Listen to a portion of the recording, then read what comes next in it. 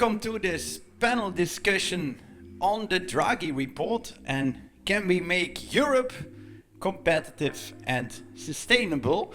Europe has the most ambitious climate agenda. So by 2030, Europe aims to reduce CO2 emissions by 55% compared to 1990. And it is more ambitious than any other continent. But there is also a lot of challenges nowadays in reaching these climate goals. And that comes not only from the import tariffs, but also from the high energy prices, from the carbon taxes. I think that given that the European continent does not have any fossil fuel sources of its own, it is our only chance to competitiveness. So the challenge is how we get there. Because once we have decarbonized, competitiveness is less of an issue. But getting there while decarbonizing is an issue. Yeah, but then do you see that there are trade-offs then on that road to decarbonizing? Well, I think that we first need to think about some basic optimization principles. And I think that unconstrained optimizations generally lead to better outcomes than constrained optimizations, which is another way of saying that there are trade-offs. But what if you view sustainability and growth as two equally important objectives? And that's the way we approach it at ASR. You know, we have objectives in terms of return, risk being constrained, climate risk being constrained, impact and sustainability being an objective. So we have competing objectives there. Yes, obviously there are trade-offs. So and there are concessions to be made. One example from practice is that if you look at large renewable energy projects, we see that the returns both on the equity side and on the debt side are lower than comparable infrastructure projects that are not renewable. I do think what Draghi in this report, and actually also Letta really point out, is that there has been a long-standing competitiveness issue in Europe, even before we started to care about decarbonization. And an important element of that competitive issue is that our energy prices are way higher than in the US. I think even up to some point, I remember this graph in the Draghi report, it was about 5 times higher. You know, that's gonna increase your cost price of production to kind of uncompetitive levels, whatever else you do basically. So, and also the other element from the Draghi report is that don't overemphasize the competitiveness issue because it's actually very much a tech story. So outside of tech, competitiveness issues are a lot less. They're still there, but it's not as extreme. But the differences are big, eh? So Europe is 70% less competitive. Like the gap between US and Europe GDP is 70% explained by productivity differences. No, it is true. That is there. But my point is actually that if energy costs, fossil energy costs, are your biggest competitiveness problems, how do you get out of that situation? And there, I think, incentives do start to align, because if decarbonization means that you need to get over the hurdle of a lot of capital expenditures, but once you've got over that hurdle, operational expenditures are much lower, and so your levelized cost of energy consumption goes down, then incentives should align. That actually is the whole idea about a carbon tax, right? And there we can think of creative solutions, how to, provide relief to those European industry players that have to compete outside the European arena. How do you look at that, Jules? Because you were a bit more critical, but this sounds like, there's no choice. We just anyway have to get our energy prices down. Yeah, but I think that if you want to get energy prices down quickly, I think that artificially restricting supply for some of the sources that are out there right now is not the best way to do that. That doesn't mean, maybe a lot of the incentives is that it becomes so expensive and therefore we shoot ourselves in the foot so much that therefore the capital expenditures will happen that otherwise wouldn't have happened. But that will mean a very big cost in the short term. But you're assuming that the market is offering the cheapest alternative in fossil sources. I think that the issue that is keeping industry from getting to the lower levelized cost of energy where you take CapEx and OpEx expenditures together.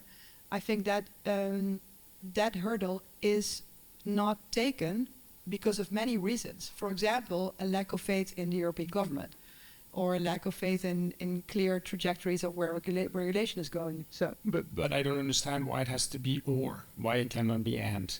That's my main question. So the goals are very ambitious for a very short-term horizon at which the clean energy transition and therefore the capex that needs to then deliver these new energy sources can pretty much not be achieved. Right. And so therefore, I think that formulating the goals this way is not consistent. The second thing that I think is really important in this discussion is to just give you a few numbers, right, from a European point of view. In 1875, Europe was 23% of the world population. In 1950, it was 20% of the world population. In 2025, it's 9% of the world population. And according to the UN, by 2100, it will be 4% of the world population. I think you're right in terms of GDP. I think we're still sizable, and GDP corrected for PPP, it's even bigger. So, I think Europe does have a role to play. The issue that Draghi, I think, rightfully highlights is that there's too much of a strategic dependency. There used to be strategic dependency in Russia, and there's an increasing strategic dependency in other regions, for example, LNG imports through the US. Europe has one viable alternative, which is sustainable energy production through renewables. So let's make it therefore very concrete to Jules. So what Jules, you're quite critical about the green energy, and Europe doesn't play such an important role in the total emissions. What do you think that how should Europe manage its energy mix? In the short term, Europe's biggest threats are geopolitical and not climate. And I think that that's a very hard thing to hear for people for whom the climate is very important. But I think that unless it gets its acts together and makes sure that it remains a major player in the world. So more investment in defense and less in climate change. Well, I think that as we've seen, economic growth is what drives all the other things. That's exactly why growth is so important, because that allows you to either in trade negotiations, have a seat at the table. The geopolitical angle is the energy angle. I mean, Europe allowed itself to be blackmailed by Russia through the dependence on Russian gas, right? And we don't want to get into the same position with the US. For me, an interesting trade-off that we haven't yet discussed is the trade-off between wanting to have a European industry which has a role to play in global decarbonization. So having clean tech industry that can export their products and services, and making the transition affordable. And here the tariff and the trade war comes in really interestingly, because if the trade war is going to continue the way it's going now, and of course you never know what's happening in the next minute, but if Chinese overcapacity needs to land somewhere, and China has been massively investing in clean tech and is at least one generation ahead of Europe, then I think the real interesting trade-off is, do we want to hold on to the industry Green Deal that just came out last February, and thereby putting a huge tariff on Chinese imports for these products? Or do we want to accept that this is not the time to build the green industry in Europe? You can call it tariff on Chinese imports out of China. I was just reading something that Paul Krugman was writing, or it was interviewed in ESB, I think, and they said you shouldn't see it as a tariff. It's just pricing of a negative externality. If you frame it as a tariff, it becomes like a trade war tool. You shouldn't see it as that. I truly think that pushing for the scientific and the technological advances, that's what all efforts should be geared towards. And the question is, when you announce we're going to spend $800 billion in innovation from government spending, do you think that that's the best way to get this innovation going? In the end, as finance people, what we mainly think about is, what does efficient capital allocation look like, and who's the best party to be the efficient capital allocator? And so if the government is going to spend $800 billion, do we think that they're going to be the efficient capital allocator to solve these problems? Like when you go to the Chicago economists, then they would say, okay, we leave the market free, but we are going to price in externalities. And that's also what Neal says, we should price in negative externalities. So Julia, isn't that something we should do? Well, no, I have no problems with trying to price in externalities to the extent that the government is better informed and knows what price to put on the externalities, right? We have a long history of governments trying to price the carbon trading system kind of does that, right? You just say, oh, by that year we want to have that goal, and then the market determines the price. And the companies can freely decide how to best reduce carbon. So isn't that the way to go?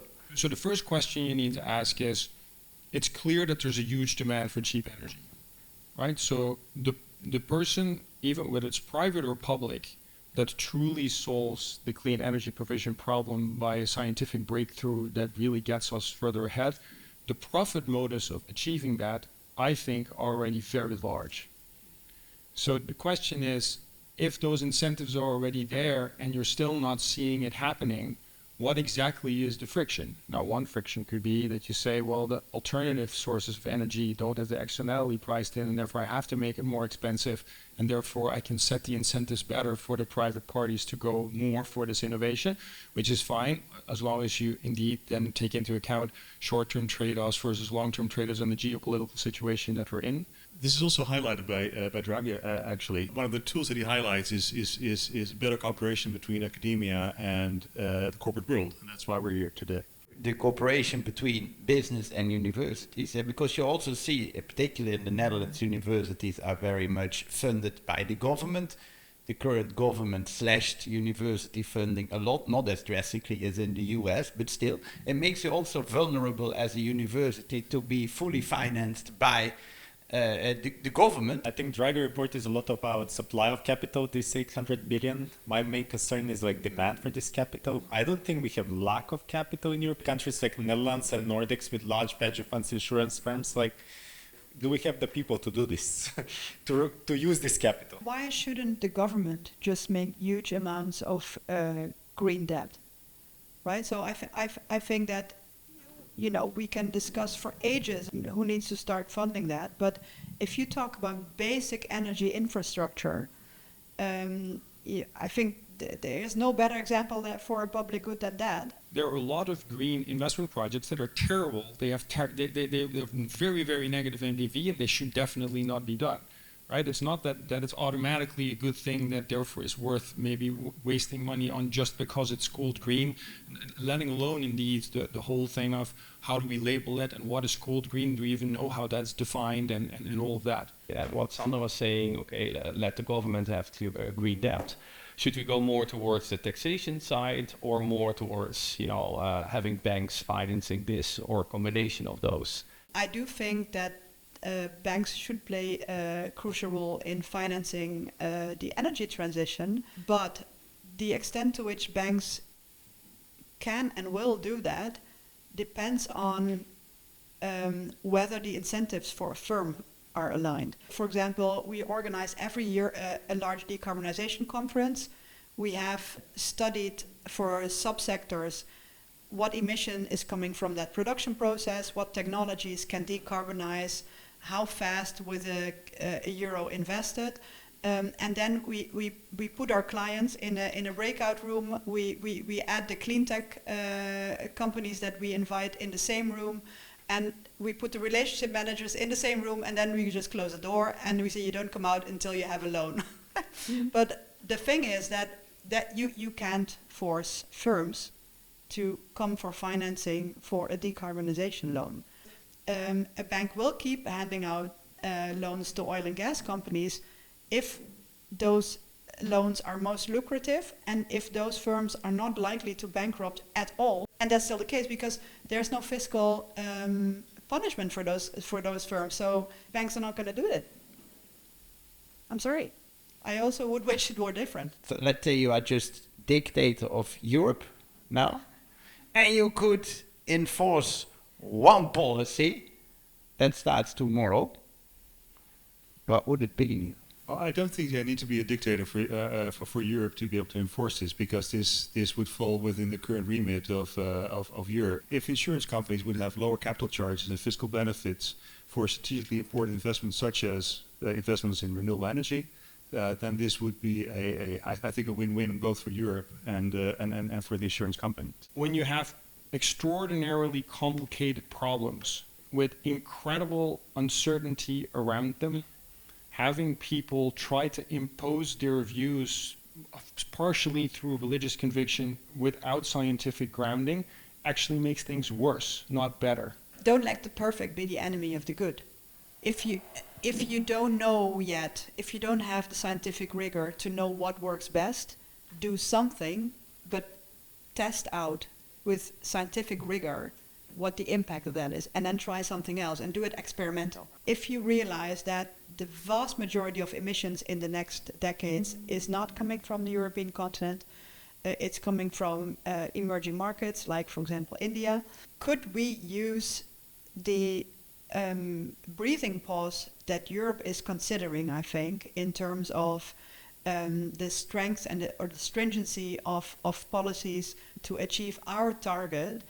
Could we be creatively opening that, for example, the ETS system, and Paul and I have a little idea list that we wrote down, and it's still very early ideas, but could we provide some breathing space in the ETS pricing, for example, to help European industry that needs to compete out there, but make sure that the alleviation that European industry gets does not mean we lose emission reduction, because we connect this to, for example, firms in India, which are actually at the point of shifting their whole inventory to make either the new coal-fired power plant investments or choose wiser.